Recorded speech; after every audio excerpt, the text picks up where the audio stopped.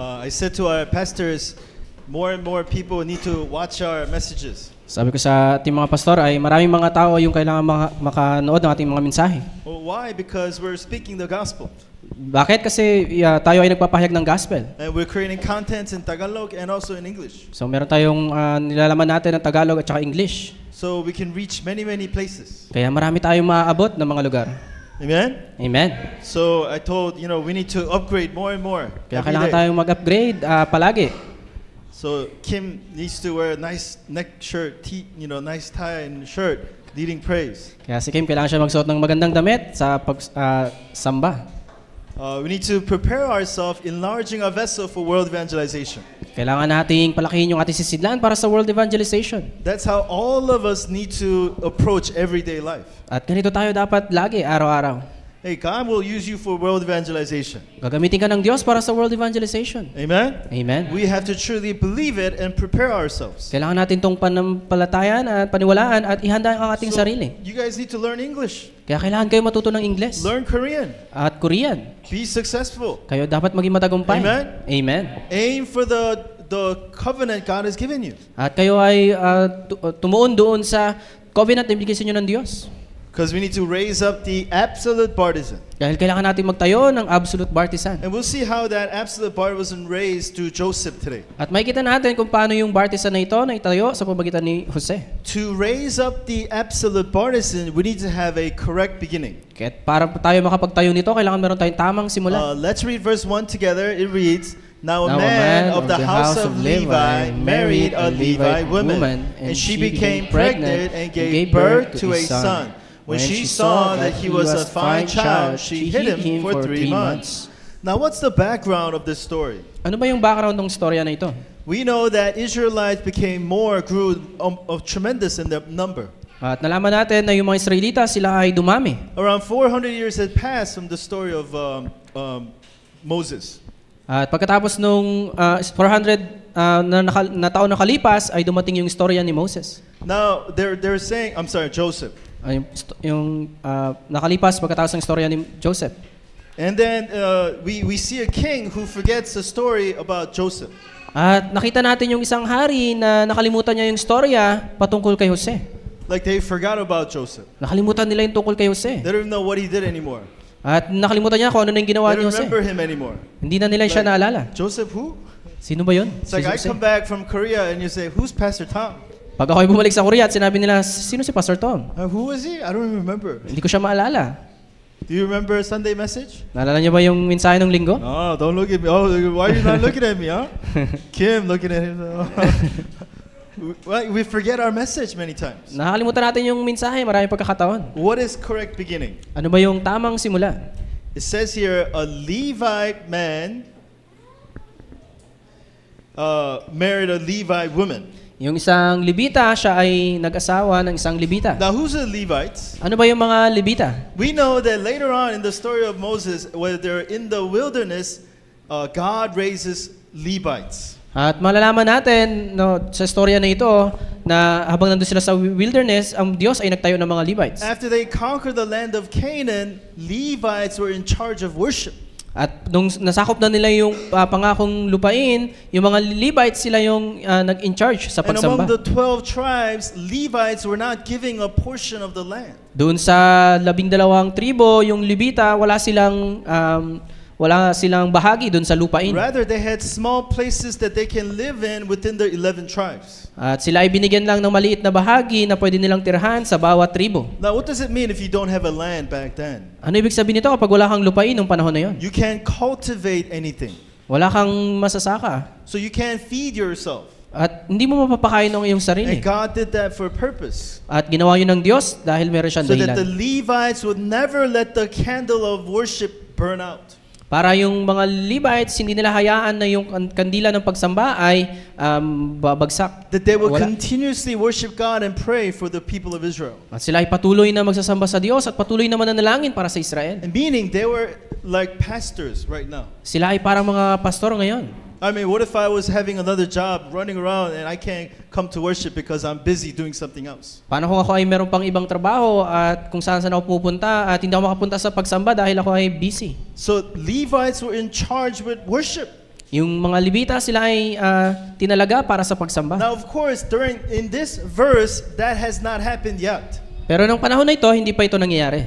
When it says Levi women and Levi men, they were not been charged with worship yet. Yung mga Levita nung panahon na ito, hindi pa sila binibigyan ng charge para mag-worship sa pagsamba. Why in the future would God choose the Levites to be charged of worship? Why? Pero bakit kaya pinili ng Diyos yung mga Levita para sila ay maging were spiritually ready. Dahil sila ay spiritual na handa. Amen. Amen. I mean, should I just go on the street and say, "Oh, hey, nice to meet you. Hey, you be my assistant pastor from today." Do I do that? Ako ba'y pupunta doon sa kalsada tapos pag may nakita ako, sabihin ko, ikaw maging assistant pastor ko? Never. Hindi. You know, when I'm not here, Pastor Deck, Pastor A, sometimes give a worship message here. At kapag wala ako, si Pastor Deck at si Pastor Ace yung nagbibigay ng mensahe. If you think I didn't trust them, you think I would let them give a message? At kung hindi ko sila pinagkakatiwalaan, tingin nyo, bibigyan ko sila ng pagkataon magbigay ng mensahe? I allow them because I trust them. Tinayaan ko sila dahil ako yung may tiwala sa kanila. God allowed the Levites to lead worship because they were trusted spiritually. At inayaan ng Diyos yung mga Levita na mag-lead ng worship kasi sila ay handa na sa spiritual. So what do you mean? We need to be ready like the Levites. Kailangan tayo maging handa kagaya ng mga Levita. Enjoying worship. At enjoy natin yung pagsamba. Amen? Amen. I mean, what was happening right here? Ano yung nangyayari nung panahon na ito?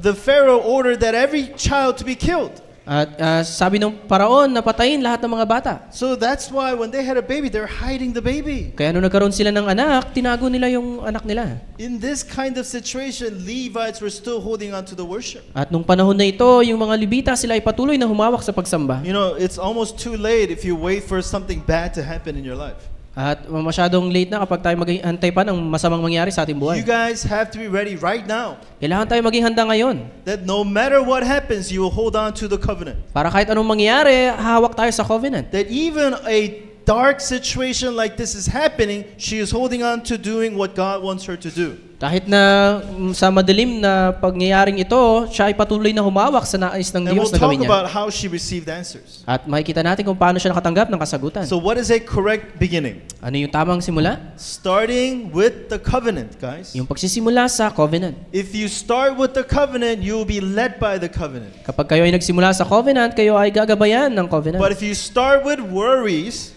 Pero pag tayo nagsimula sa pag-aalala, you start with scars, sa ating scars, you start with personal motive, at sa ating personal na motibo, that's how you're gonna end up. dito tayo mag-e-end. Read this with me, guys. Covenantal person meeting a covenantal person. Levite men meeting a Levite woman. Yung isang Levitang lalaki ay nakatagpo siya ng Levitang babae. Person with the covenant meeting a person with the covenant. Ibig sabihin yung taong merong covenant ay nakatagpo siya ng merong covenant din. Tell me the answer to this. Finish the sentence. Flowers attract bees and butterflies. Okay? Garbage attracts flies. Flies. Right? Do you agree? Do you agree? How important are meetings in your life? At gaano kahalaga yung ating mga pagtatagpo, pagkikita? Covenant attracts covenant. Yung covenant, ito ay nag-attract ng covenant. Amen? Amen. Amen? Amen. So if you want your life to be like Joseph, if you want your life to be like the 7 remnants, what do you have to do? Kung gusto natin yung buhay natin na kagaya ni Jose at nung 7 remnant, anong kailangan natin gawin? Place the covenant in your heart. Kailangan natin ilagay yung covenant sa ating puso. Amen? Amen. I heard a remnant broke up with a girlfriend and was crying. Kung meron isang remnant na hiwalay sa kanyang jowa at umiyak. You will cry more in the future, don't worry. At mas iiyak ka pa sa hinaharap, kaya huwag ka mag-alala. What are you waiting for? Anong hinihintay mo?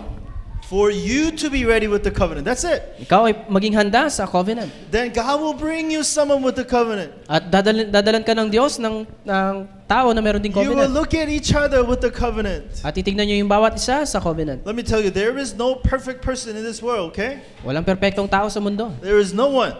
Walang sino man. We are all broken. Lahat tayo ay We all- wasak. We all have spiritual problems. At lahat tayo merong spiritual na problema. If you look at each other with physical standards, nobody's going to be happy. Kapag titignan natin yung tao sa physical na standard natin, walang magiging But masaya. we look at each other with the covenant, guys. Pero pag tinignan natin yung bawat isa sa covenant, Amen? amen. We look at each other with what God has done in that person's life. Tignan natin sila kung ano yung ginawa ng Diyos sa kanyang buhay. And with what God will do in that person's life. At kung ano yung gagawin ng Diyos sa taong ito. Very important for you, remnants for your future. Ito ay napakahalaga para sa inyong kinabukasan. How do you find that special somebody? Paano nyo mahanap yung special na tao? Covenant leads to covenant. Yung covenant ay nagdudulot ng covenant. Okay? Are you a flower or garbage? That's what the question is. Kayo ba ay bulaklak o basura? Hold on to the covenant in your heart. Amen? Panghawakan ninyo yung covenant sa inyong puso. All right, so covenant leads to covenant. Yung covenant ay nagdadala sa covenant. And that covenant person will be led by the covenant. At yung taong ito na merong covenant ay gagabayan ng covenant. Amen? Amen. You start with the covenant. Ikaw ay nagsimula sa covenant. God brings meeting with the covenant. At ang Diyos ay nagdala ng mga pagkikita sa covenant. God will lead you with the covenant. At ang Diyos ang maggagabay sa iyo sa covenant. That's the kind of answer you guys need to receive. Ito yung klase ng sagot na kailangan natin matanggap. All depends upon the covenant. Ito ay nakadepende sa covenant. What is the covenant? Ano ba yung covenant? That Jesus is a Christ. Si Jesus ang Kristo. So what do we do with that covenant? Anong gagawin natin sa covenant You na ito? apply that to every aspect of your life. Kailangan natin itong i-apply sa bawat aspeto ng ating buhay. And then God will use that evidence to save all of the world. At gagamitin ng Diyos ang ebidensya nito upang iligtas ang buong mundo. Amen? Amen. That is what we need to prepare. Ito yung kailangan nating ihanda. This must be our correct beginning. Ito dapat yung ating tamang simula. So we're looking at the absolute partisan of Egypt. At tinitignan natin yung absolute partisan ng Egypt. So first thing we need to do, Anong kailangan nating unang gawin? let's read it together. The absolute absolute partisan of Egypt that was built by Joseph. So what did Joseph do? Anong ginawa ni Jose? Joseph was a witness of Emmanuel. Si Jose, siya ay witness ng Emmanuel. In his situation, what did people saw of Joseph? Sa kanyang sitwasyon, ano yung nakita ng tao kay Jose? You know, you might be in a certain bad situation, right? Maaaring kayo ay nandoon sa mga hindi magandang sitwasyon. But what do people see about you, though? Pero ano yung nakikita ng tao sa iyo? Oh, you poor thing. Is that what they see? Sabi nila na kawawa ka naman. Because Joseph was in a bad situation. Kasi si Jose, siya ay nandun sa hindi magandang He sitwasyon. was in a worse situation. Siya ay nandun sa pangit na Let's sitwasyon. read number 3. His master saw that the Lord was with him, and that the Lord caused all that he did to succeed in his hands. That's what unbelievers saw of Joseph. Yun yung nakita ng mga hindi mananampalataya kay Jose. So when his master, Potiphar, was looking at Joseph, what did he see? Nung si Potiphar ay tumingin kay Jose, ano yung nakita niya? A slave who was nobody. Yung bang alipin na wala? No.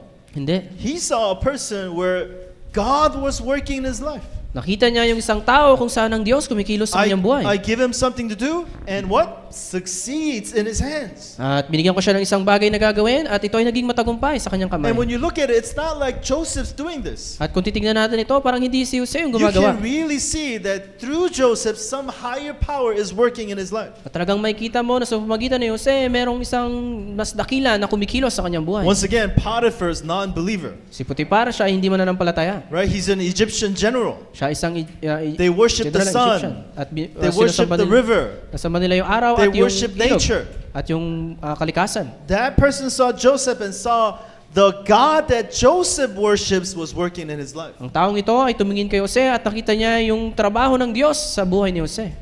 Amen? Amen.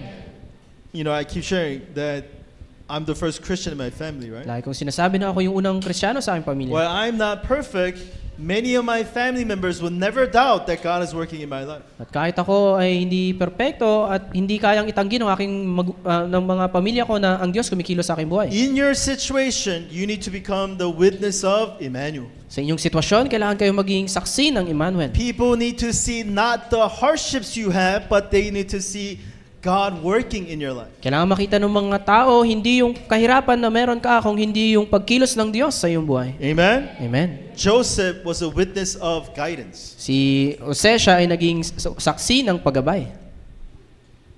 If you look at in verse 14, Joseph says this. Sa verse 14, sinabi ni Jose, Joseph ends up in prison, right? siya ay nakulong.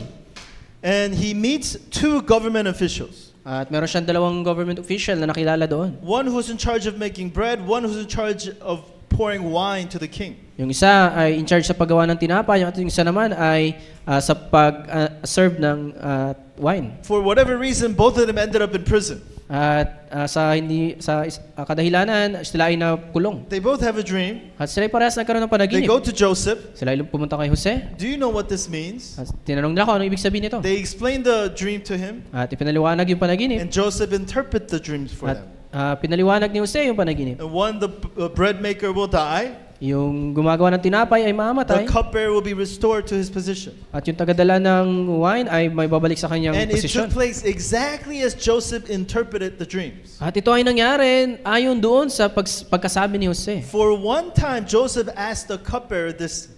At sinabi niya doon sa cupbearer, He says, when you are restored to your position, please remember me and say good thing about me to the king, okay? at kapag naibalik ka na doon sa iyong posisyon, alalahanin mo ako at magsabi ka ng magagandang bagay doon sa hari. In verse 23 of chapter 39, it says, the cupbearer did not remember Joseph, forgot about him. At sabi doon sa sumunod na verse, sabi doon, nakalimutan siya nung cupbearer. So this is the first time we see Joseph is using humanism.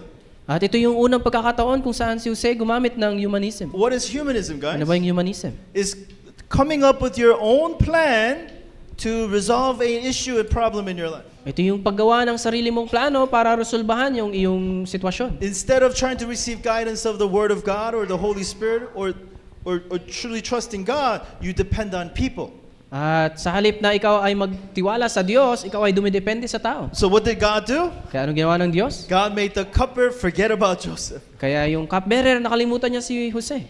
You know, God was really protecting Joseph there, wasn't he? At ang Diyos talagang pinoprotektahan si Jose. What if the cupbearer remembered Joseph and he says the good thing to Pharaoh and he comes out of prison? At paano kung nagsabi nga ng magagandang bagay yung cupbearer doon kay Pero dahil naalala niya si Jose? Then Joseph's gonna think, oh, every time I have a trouble, I should do it like this. At isipin ni Jose na kapag ako ay mayroong problema, ganito yung gagawin ko. Right? We need to perfectly trust God that He will guide us. Okay? At tayo He ay will guide us. kumpletong magtiwala sa Diyos na tayo ay gagabayan niya. Amen? Amen. Joseph was a witness of guidance, guys. Guidance. Si Jose siya ay naging saksi ng paggabay. And Joseph was a witness of answer. At siya rin ay saksi ng kasagutan. And what happens after this? Ano yung nangyari pagkatapos nun? When everybody would look at Joseph and say, hey, your life is done, finished. At nung yung mga tao tumingin kay Jose at sinabi na, tapos na ang buhay mo. Joseph becomes the governor of Egypt. Si Jose siya ay naging gobernador ng Egypt. Who would have ever thought that Joseph would become the governor of Egypt? Who? Sino yung mag-iisip na si si Jose magiging Who only knew gobernador? about it? Sino bang nakakalam nun? Joseph and his father. That's it. Yung nakakalam lang nun ay si Jose at yung kanyang tatay. His father was the only one who put worth of Joseph in his heart. Yung tatay niya lang yung naglagay ng salita na sinabi ni Jose sa kanyang puso. So when Joseph received this answer, he knows what? At nung natanggap ito ni Jose, ano yung alam niya? That God fulfilled the covenant in his life. Na ang Diyos tinupad yung pangako sa kanyang buhay. This is a powerful strength. Ito yung makapangyarihang lakas. Remnants, if you have this answer, Kapag meron kayong ganitong sagot, you will be unstoppable. hindi kayo mapipigilan. Amen? Amen. I mean, think about it, guys. Isipin nyo, If you were in situation like Joseph, how would you act? How would you act? kayo ay nasa sitwasyon na kagaya ni Jose, ano yung gagawin ninyo? How would you feel? Ano yung mararamdaman nyo? Internally, how would you feel? Sa loob, ano yung mararamdaman nyo? I mean, just a small thing happens in your life, you cry for 3 days. At maliit lang na bagay nangyari sa iyong buhay, umiyak ka na ng 3 araw. You know what I mean? Alam niyo ibig sabihin? Satan can hold you emotionally captive with small problems in your life. Kaya kang hawakan ni Satanas sa emosyonal sa maliit lang na bagay. If Joseph was in that state, what would have happened to Joseph? What? Kung si Jose ay nandun sa ganung estado, ano mangyayari sa kanya? But no, he held on to the covenant. Pero siya ay humawak sa So pangako. even in the worst of the situation, he saw how God gave him an answer. Kahit doon sa hindi magandang sitwasyon, nakita niya kung paano ang Diyos binigyan siya ng kasagutan. So when you have that assurance, next time, what's going to happen to you? Kapag meron kang ganitong kasiguraduhan, anong mangyayari sa'yo? Every time you see a problem, you're going to have assurance. At tuwing meron kang problema, ikaw ay merong kasiguraduhan. God will fulfill the covenant in my life. Ang Diyos ay tutuparin yung pangako sa aking buhay. All the remnants had this answer. Lahat Everyone. ng remnant ay merong ganitong sagot. That's why they were able to do amazing things before God. Kaya nakagawa sila ng mga pambirang bagay sa harap ng Diyos. In the worst of situation, they were able to do continually what God wanted him to do. Doon sa hindi magandang sitwasyon, sila ay patuloy na nagawa nila yung nais ng Diyos na gawin nila. This is what we call witness of gospel. Ito yung tinatawag nating saksi ng gospel. Witness of gospel. Saksi ng gospel. Amen? Amen. In chapter 45, let's read this together. And now do not be distressed or angry with yourselves because you sold me here. For God sent me before you to preserve life. Amen. So how is Joseph a witness of the gospel? Paano siya naging saksi ng gospel? Of all the things that have happened in Joseph's lives, this is what Joseph says to the brothers. Sa lahat ng bagay na nangyari sa kanyang buhay, ito yung kanyang sinabi sa kanyang mga kapatid. He could have said, Pwede niyang sabihin, I remember you. naalala kita. Do you remember me? Naalala mo ba ako? Do you remember what you did to me? Naalala mo ba yung ginawa mo sa You akin? tried to kill me. Sinubukan niyo akong patayin. You sold me, your brother, as a slave. At binenta niyo ako, yung sarili niyong kapatid, I bilang had isang alipin. such a hard time while I was in slavery. At ako ay masyadong I nahirapan nung ended ako up ay in alipin. prison. At ako ay nakulong. But look at me now. Pero tignan mo ako ngayon. I'm the governor. Ako ay isang And gobernador. who are you? At sino kayo? You are nobody. Kayo ay wala. Your life belongs to me. Ang buhay niyo ay pag-aari ko. Tables have turned, huh? At bumaliktad na yung Is that what sitwasyon. Joseph said? Yun ba yung sinabi ni Jose? Absolutely not. Hindi. Joseph reinterpreted his entire situation with the gospel. Si Jose ay pinaliwanag niya yung kanyang sitwasyon sa pamagitan ng gospel. Everything seems so different when you look at it through the gospel. At lahat ng bagay ay mukhang iba kapag ikaw tinignan mo ito sa gospel. Through the gospel, you end up with true happiness, Sa gospel, ikaw ay magkakaroon ng tunay na kasiyahan. true satisfaction, At tunay na satisfaction. true thanksgiving. At tunay na pasasalamat. I pray all of you will become witness of the gospel. At ako'y nanalangin na bawat isa sa atin ay maging saksi ng gospel. What does it begin with? You have to begin with Emmanuel.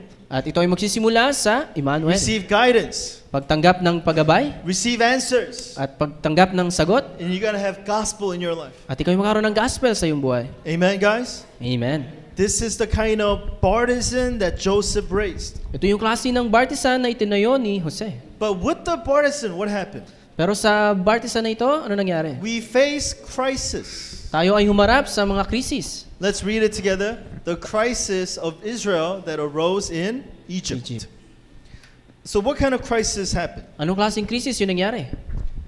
The crisis isn't about the problem, guys. Ito ay hindi tungkol doon sa problema. The crisis is that Pharaoh wants to kill all of the Egyptians. That's the crisis. At si Paraon gusto niyang patayin lahat ng mga Israelita. He sees that the number of Israel have grown so much, they're going to take over our country. At nakita niya na sila ay sobrang dumami na at sasakupin nila tayo. So Pharaoh becomes afraid. Kaya si Paraon siya ay natakot. He wants to kill off all the new babies. Kaya gusto niyang patayin yung mga bagong silang. Is that really the problem? Yun ba talaga yung problema? Is that the problem? Yun ba yung problema? When God sees it, that's not the problem. Ang Diyos, sa Diyos hindi ito yung problema. What's the problem? Ano yung problema? Joseph was invited to Egypt as a VIP guest, guys. Si Joseph siya ay inimbita sa Egypt bilang isang VIP. His entire family came and lived in the land where king prepared for himself. At sila ay pumunta doon sa lugar kung saan hinihanda mismo ng hari. And yet, after 400 years, covenant was completely forgotten. At pagkatapos ng 400 years, yung covenant ay nakalimutan. What happened? They completely forgot about Joseph. Nakalimutan nila si Jose.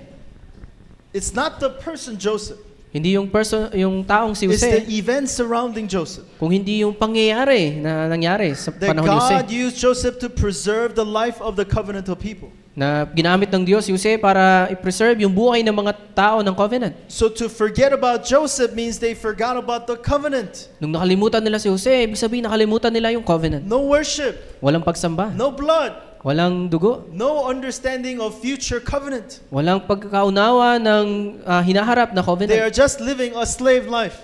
At sila lang ay namumuhay na parang alipin. They are physically slaves under Pharaoh. Sila ay physical na alipin But ni they Pharaoh. have become spiritual slaves under Satan. Pero sila ay naging spiritual na alipin ni Satanas. This is the true problem. Ito yung tunay na problema. Being a slave is not the problem. Yung pagiging alipin, hindi ito problema. Having hardship is not the problem. Yung pagkakaroon ng kahirapan, hindi ito problema. Attack from the Pharaoh was not the problem. Yung pag-atake mula sa paraon, hindi ito yung problema. Forgetting about the covenant is the problem. Yung makalimutan yung covenant, ito yung problema. I mean, how did Joseph become the governor? Paano ba naging gobernador Because si he was so smart? Jose? Dahil ba siya matalino? Because he beat everyone? Dahil tinalo niya yung Because he mga kasama niya? overcame his competition? Is that why? Nagtagumpay siya sa kompetisyon? Yun ba yun? No, Joseph held on to the covenant. Hindi. Ang ginawa niya, humawak siya sa covenant. And God worked in his life. At ang Diyos nagtrabaho sa kanyang buhay. And he becomes the governor. At siya naging gobernador. Saving the people of God. At niligtas niya yung mga tao ng Diyos. But 400 years later, people forgot about the covenant. Pero pagkatapos ng 400 years, nakalimutan nila yung covenant. It doesn't even take that long, guys. Hindi ito matagal. It could take 4 days. Paring ito ay 4 days. Okay? It could take 2 days. O 2 araw. It could take 1 off of Sunday. O maaaring isang linggo. Do you know what I mean, guys? At alam niyo ibig ko sabihin? That is Satan's strategy. Ito yung strategiya ni Satanas. He wants to take away worship from you guys. Gusto niyang kunin yung pagsamba sa inyo. He wants to take away the covenant out of you guys. Gusto niyang kunin yung covenant sa inyo. And he does it slowly, slowly, slowly in your heart. At ginagawa niya to ng dahan-dahan sa By inyong the puso. time you realize that it's already gone, At pag saka natin malalaman pag wala you don't na. even care anymore. At wala ka ng pakialam. We need to understand what the true crisis is. Kailangan nating maunawaan kung ano ba yung tunay na krisis. So when you forget the covenant, what happened? They can't show evidence of the gospel. At dahil nakalimutan nila yung covenant, hindi na sila makapagpakita ng ebidensya ng gospel. Wherever Joseph went, they saw what? That God was with Joseph. At nung kahit saan pumunta si Jose, nakikita nila na ang Diyos kasama si Jose. Because he's holding on to the covenant. Kasi ay humahawak sa covenant. Wherever he goes, he shows the evidence of the covenant. Kahit saan siya pumunta, pinapakita niya yung ebidensya ng covenant. But now, no covenant. Pero ngayon, walang covenant. They see them. What do they see? Pag tinignan sila, ano nakikita nila? They see slaves. Nakikita nila, alipin. That's it. That's all they see. Yun ay nakikita nila. So they're persecuted as slaves. Kaya sila ay na-persecute bilang isang alipin. They are not showing the evidence of the power of the gospel no more. Hindi na nila pinapakita yung ebidensya ng kapangyarihan ng gospel. What are you showing in your life, guys? Ano yung ipinapakita nyo sa inyong buhay? We need to show to the world the evidence of the power of the gospel. Kailangan nyo ipakita sa mundo yung ebidensya ng kapangyarihan ng gospel. Amen? Amen. Every day, you guys need to make that confession. Araw-araw, kailangan magkaroon tayo God, ng ganitong use me pahayag. today to show the evidence of the gospel. Gamitin mo ako upang ipakita ang ebidensya ng In gospel. my school today, show the evidence of the gospel through my life. Sa aking eskwelahan, gamitin mo ako upang ipakita yung ebidensya ng gospel sa aking buhay. Show to the world that you are alive through my life. Ipakita mo sa mundo na buhay ka sa pamamagitan ng aking buhay. Amen? Amen. This is the restoration we need to do. Ito yung pagpapanumbalik na kailangan nating gawin. So we need to reconsider what crisis in our life is. Kailangan nating i-considera kung ano ba yung krisis sa ating buhay. The crisis is if you lose hold of worship. That's crisis. Yung krisis, ito yung pag nabitawan natin yung pagsamba. You lose the enjoyment of worship. That's crisis. Yung pag nabitawan natin yung enjoyment ng pagsamba. But what happened?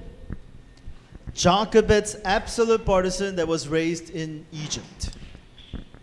Jochebed raises an absolute partisan. Si Jochebed, siya ay nagtayo ng partisan. Who is Jochebed? Sino ba si Jochebed?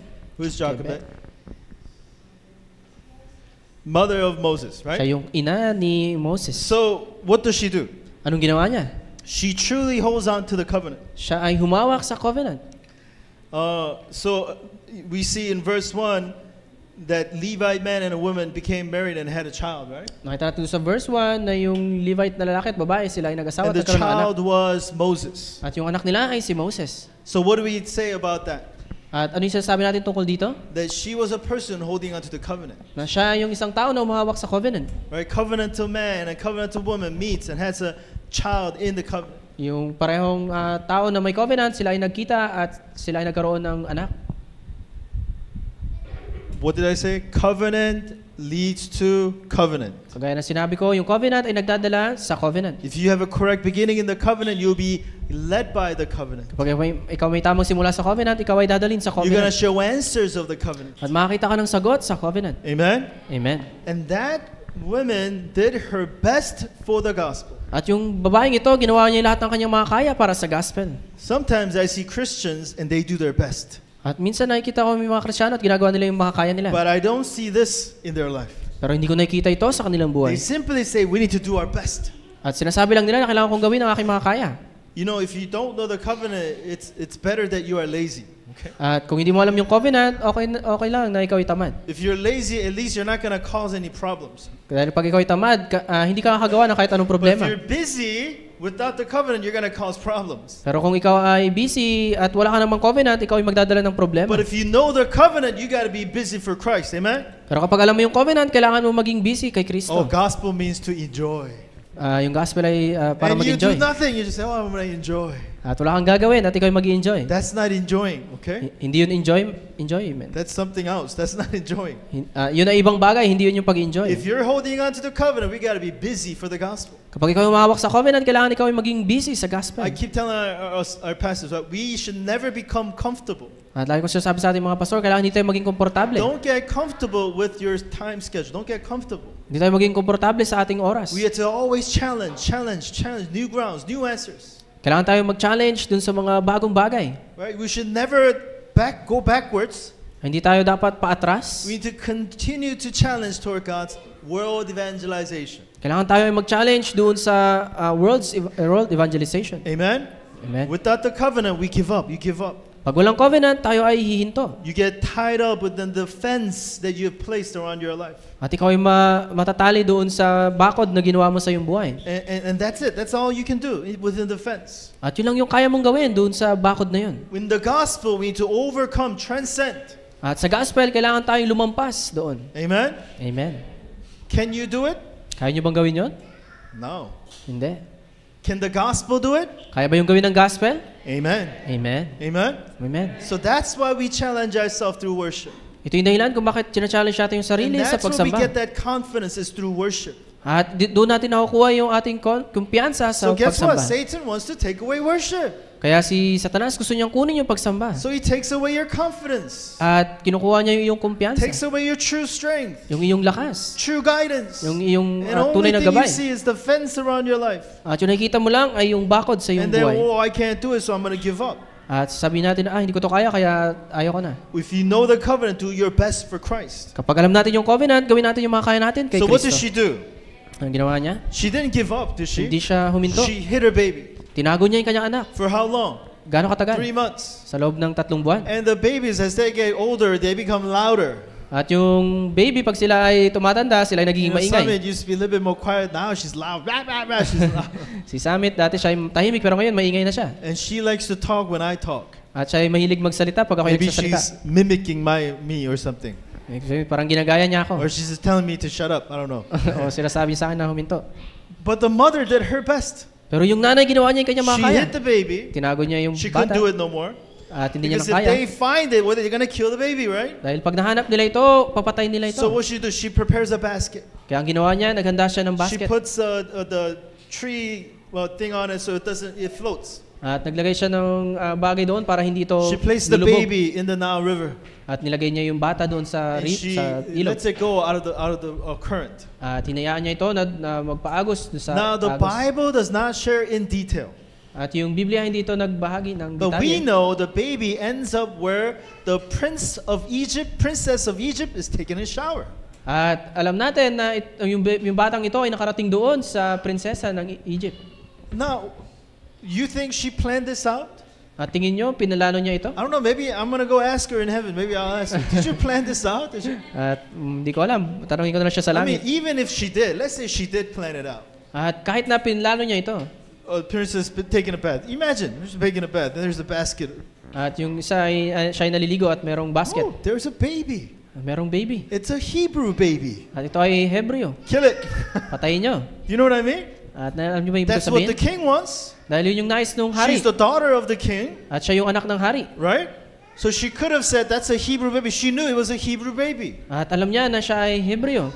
She could have said, kill the baby. Pwede niyang sabihin na patayin mo yung bata. But what does she do? Pero anong ginawa niya? She had a heart for the baby. Siya ay nagkaroon ng puso para doon sa baby. She said, I want to raise the baby. At sabi niya, gusto kong palakihin So ito. in the bush, who was hiding? At doon sa may damuhan, sino yung nagtatago? Sister of Moses. Yung kapatid ni Moses. So she approaches the queen At lumapit siya doon The princess. sa prinsesa. and says, don't you need someone to nurse the baby? Kailangan mo ba ng mag-aalaga sa baby? And then she says, what? Hey, okay, I do. So take the baby to someone who can nurse, take care of it until he is old enough. At sabi niya na, oo, kailangan ko, kaya dalhin mo siya doon sa tao na pwede mag-alaga sa kanya hanggang I siya will ay pay you. pwede na. At babayaran I will kita. pay their expenses. At babayaran ko yung gastusin. So not only is Moses protected now by the king's guards, So hindi lang si Joseph ay protektado ng mga gwardiya ng hari. don't you know that she thinks she would just go home? You think that's what she said? Tingin niyo ba sabi na Where sige, all umuwi the ka na? guards are going to kill new babies? Na yung mga gwardiya So papatayin the yung mga princess baby. would have done everything in her power to keep the baby safe. Kaya yung prinsesa, ginawa niya lahat ng kanyang makaya para maging ligtas yung bata. What am I saying? It's Ano ibig not sabihin? that she took the baby to the kingdom and raised the baby there. That's not what happened. Hindi niya dinala yung bata doon sa kaharian at doon niya pinalaki. She was back in her house, own house, At pinabalik niya ito doon sa kanyang being sariling raised by her own mother.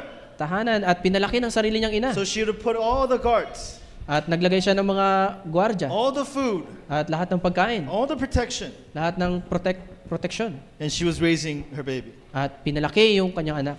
And we know back then in the tradition, they would nurse the baby until 7 or 8 years old.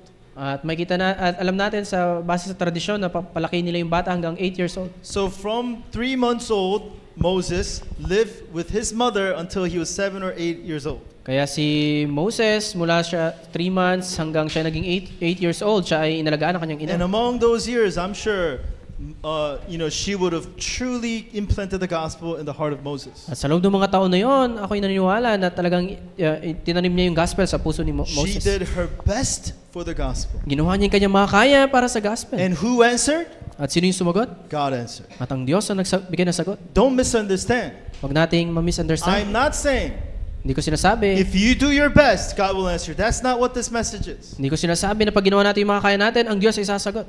It's the other way around, right? At ito'y kabaliktaran. If you have the covenant, Pag meron kang covenant, do your best for the gospel. gawin mo yung makakaya mo para sa gospel. Amen? Amen. And that's not, if you do this, God will answer. That's not what this means. Hindi ito yung kapag ginawa mo to, ang Diyos Whether sasagot. you receive answer or not, we need to do our absolute best for the Kahit gospel. ang Diyos magbigay ng sagot o hindi, kailangan natin gawin yung ating makakaya. Hey, are you doing something that the church asked you to do? Ginagawa mo ba kung ano yung sabi ng simbahan na gawin mo? Do your absolute best. Gawin mo yung iyong makakaya. Don't just do it lightly. Wag mo lang tong gawin lang basta-basta. Are you part of doing what the church work is? All of us, if you're part of church work, do your absolute best. Ikaw ba ay bahagi ng trabaho ng simbahan? Gawin mo yung iyong makakaya. Tomorrow we have Remnant Day. Bukas meron tayong remnant day. Some of you guys are gonna do your the thing, right? The presentation. At yung iba sa inyo, magkakaroon ng presentation. Do your best. Gawin niyo yung inyong makakaya. Okay? Amen. If you need to wax your hair, put some nice, do your best for the gospel. Amen? Kailangan nyo ayusin nyo yung inyong mga buhok, maglagay ng makeup, at gawin niyo yung makakaya. That must be our attitude. Ito dapat yung ating attitude. In that kind of answer, she received an amazing answer. At sa ganitong klase ng sagot, siya nakatanggap ng sagot. Moses becomes the partisan who saves the people. Si Moses, siya ay naging partisan para iligtas ang tao. Mga Amen? tao. Amen. See how this answer came about? Nakita niyo kung paano yung sagot na ito dumating? Starting with the covenant. Ito ay nagsimula sa covenant. Doing best for the covenant. Yung paggawa ng best sa covenant. And out of that raises a disciple who saves a nation. Sa pamamagitan nito ay nagkaroon ng disipulo na tayo I ng pray mga bansa. that's the kind of disciple that may arise through our remnants. At ako'y nanalangin na yung ganitong klaseng disipulo yung lalabas sa ating mga remnant. Amen? Amen. You guys are main figures for world evangelization. Kayo ay mga main figure ng world evangelization. Amen? Amen. So what do we need to do? Ano kailangan natin gawin? Let's read it together. Stake your life to raise up the partisan everywhere you go. The most important thing in your life. Amen? Amen. You are valuable before God. Ikaw ay mahalaga sa harap ng Diyos. So don't waste your life in useless things. Kaya huwag niyong sayangin yung inyong buhay sa mga hindi mahalagang bagay. Stake your life in the most important thing. Tayaan natin yung ating buhay dun sa mahalagang bagay. What is it? Ano yun? Raising up the partisan everywhere you go. Pagtayo ng partisan kahit saan kayo naroroon. Amen? Amen. This is the life we need to live, guys. Ito yung buhay na kailangan nating ipamuhay. We need to raise up the absolute partisan. Kailangan nating itayo yung absolute partisan Absolute partisan in your heart sa inyong puso and everywhere you go. at sa lahat kung saan man kayo pumunta. And with that understanding, you do your best for the gospel. At sa pag-unawang ito, gawin natin yung ating makakaya sa gospel. Amazing answers will take place because of you. At yung pambihirang sagot ay darating dahil dito. Amen? Amen. Amen. Let's pray. Heavenly Father, we thank you so much for our precious message. Ama sa langit, salamat po sa aming mensahe. Help us to always raise up the partisan everywhere we go. Tulungan niyo po kami na laging itayo yung partisan saan man kami Help us naroroon. to do our absolute best for the gospel Tulungan niyo po kami gawin yung aming makakaya para sa gospel. and receive the answer to save our nation. At matanggap yung sagot upang iligtas ang aming bansa. We thank you and love you. Pray this in the name of our Lord Jesus Christ. Ito po yung aming panalangin sa pangalan ni Jesus. Amen. Amen.